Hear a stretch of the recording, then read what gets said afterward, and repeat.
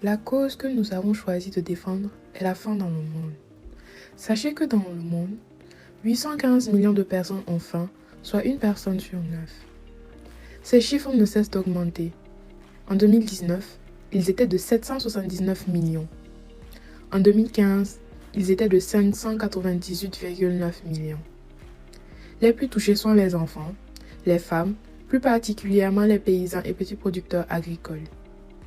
Ce n'est pas sans conséquence car chaque jour, 25 000 personnes, dont 10 000 enfants, meurent à cause de ce phénomène. Comme vous pouvez le constater, c'est énorme et ça fait mal. Mal de savoir que ces chiffres ne s'arrêteront peut-être pas de grimper dans les années à venir.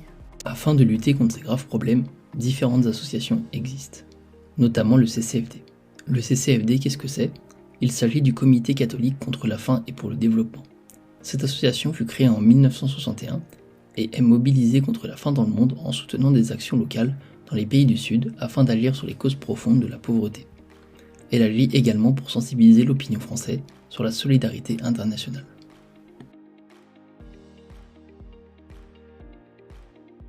Cette association cherche également à impacter les investissements des grandes entreprises agroalimentaires, principalement dans les pays du Sud.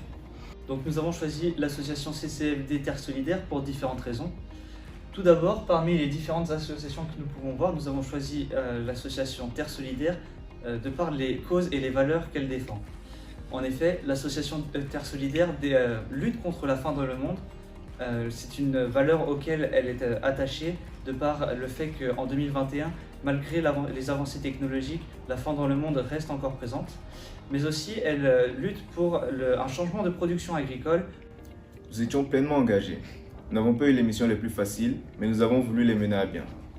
Nous avons eu pour première mission d'expliquer ce que c'est l'agroécologie et surtout d'expliquer en quoi il est différent des méthodes comme le bio. Et quelle est l'optique de l'agroécologie et quels sont ses avantages. De plus, notre rôle n'a pas été de dire à ces futurs agriculteurs qu'ils sont sur la mauvaise voie et qu'il va falloir changer les choses. Notre rôle a plutôt été de créer une réflexion sur ces jeunes gens et ces futurs agriculteurs de ce monde. Nous avons voulu développer une ouverture d'esprit chez eux en leur parlant du commerce du soja et du lait, de ce qu'il en est et de ce qu'il pourrait devenir si on ne changeait pas les méthodes dès maintenant. Afin qu'ils se questionnent sur ce qu'ils auraient à gagner ou à perdre et surtout quels risques il y a si rien ne change dans ces commerces dans les années à venir. Nous avons eu pour projet de réaliser 2 interventions dans 2 différentes classes de BTS agricole, une à Dole de Bretagne et une à Rennes.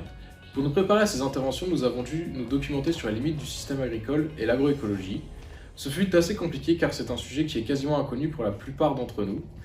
Après avoir assimilé ces informations, nous les avons utilisées sur 2 cas concrets que sont les cas du soja et du lait.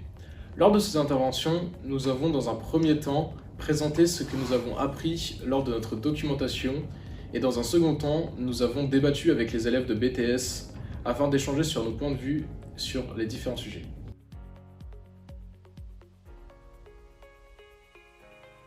Ce projet Reciprocity m'a permis de découvrir les valeurs associatives qui m'ont beaucoup touché. Ça m'a permis de prendre connaissance des valeurs associatives que je ne connaissais pas encore totalement. Ça a été vraiment bénéfique, notamment pour connaître plus sur la vie associative. Travailler pour ce projet Reciprocity m'a grandement appris sur le travail personnel et sur le travail en équipe. D'explorer un peu plus en profondeur le monde associatif et les enjeux liés à cela. Tout en associant les causes nobles défendues par le CCFD. Et la faim dans le monde m'intéressait déjà, donc ça m'a permis d'en connaître plus.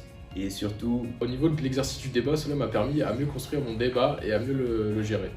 À échanger sur les différentes opinions et à préparer des différentes présentations et à structurer mes idées. Préparer et organiser une présentation et animation face à une classe fut un défi et une mission qui m'a énormément motivé à m'investir davantage dans la vie associative à l'avenir. Le changement dépend du comportement de chacun.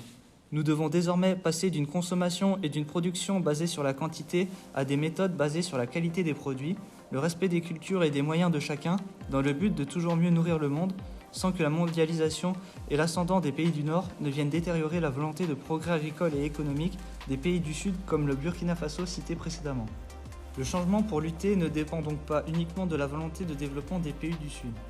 Il existe un rôle prédominant, notamment de l'Europe, dans la volonté d'améliorer la situation mondiale sur le plan de l'alimentation, mais aussi de l'écologie.